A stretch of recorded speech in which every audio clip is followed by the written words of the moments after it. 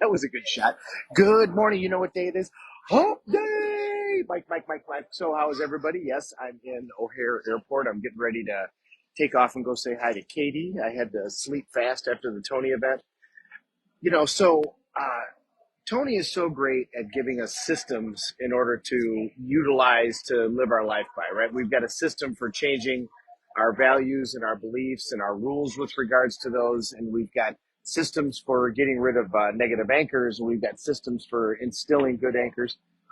When you go to these business mastery seminars, you learn that business is an intellectual sport, and you also learn that all of the stuff that you need in order to have a successful life, all those things that you need to put together, you got to put all those together in a business if you're going to be a person that runs a business. I ran a business for 25 years and finally went to Business Mastery 1 and realized that I had no idea what I was doing running a business. If you have a desire to be an entrepreneur, if you have a desire, or if you're running your own business now, you owe it to yourself, if you don't already, to get training as to how to run the business. A lot of times, most of the time, businesses are started by artists. They're started by people who have a passion about something. I had a passion about law. I have a passion about helping people solve their problems. Doctors have passions about healing people. Somebody will have a passion about, whatever it is. And so they start a business, and they don't realize that there are things that have to be done in order for that business to be a success. There's a reason that 93% of businesses are gone in 3 years, and that almost very few businesses are ever actually successful, because the artist is passionate about the craft, but they don't learn the tools in order to do the job well and to run it well. And you not only owe it to yourself, you owe it to your customers, you owe it to your employees, you owe it to everybody that you talk to. So if you have a desire in that capacity, then that's where you got to go. But it paints a whole big picture. Tony says once he started learning how to do business, this really incorporated everything that he's always taught. And I get it, because it's just like running our life. We can just leave it to the wind and go down the river of life without any plan, without any idea, just let it happen. And then all of a sudden, where does that lead you? Well, you're in a boat with no oars and you're 10 feet from the waterfall, and you say, oh my God, I wish I woulda, I wish I shoulda. And that happens to a lot of people as they get to the end of their life. But no matter where you are on that road, you can change your path.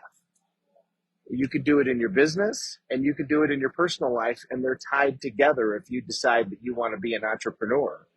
So it doesn't matter if you're 60 or 70 or even 80. It doesn't matter if you're 20. When would now be a good time to start going down that journey and figure out what it is? Design your own life so you don't become part of somebody else's design for theirs. Business mastery teaches you all kinds of systems that you can implement so that you structure your business in a way that it's successful. Well, take that same theory and apply it to your life. Think and Grow Rich was the first book that gave you a system of how to plan your life in a way so that it would be successful, so you would create the outcomes that you want. Arguably the holy books did all that. Arguably the Quran and the Bible give you those systems. But I think they're a lot more spelled out when you look at a book like Think and Grow Rich, or you look at any of the following self-help books that came after that. Take a plan and apply it to what you're doing. And the easiest way to make sure that it's a plan that's right is find somebody who's achieved the outcomes that you want to achieve, take their plan and apply it to you. Do the same thing, you'll reap the same rewards. Whether you want to have a healthy life and look a certain way, whether you want to manage your finances, whether you want to manage your relationship, those things are successful because people do things intentionally. Rarely are those things successful by accident.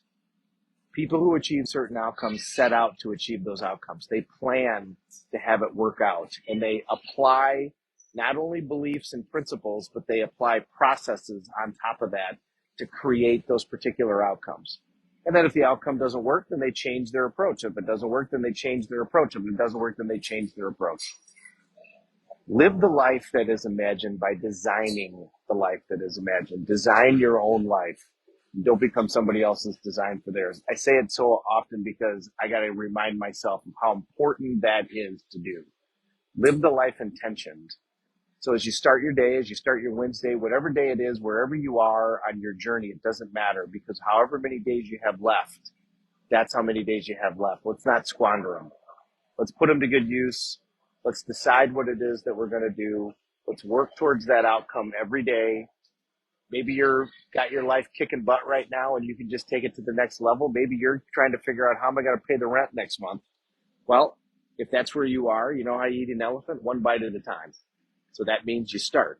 You start with that first step and away you go. Thank you very much for watching, everybody.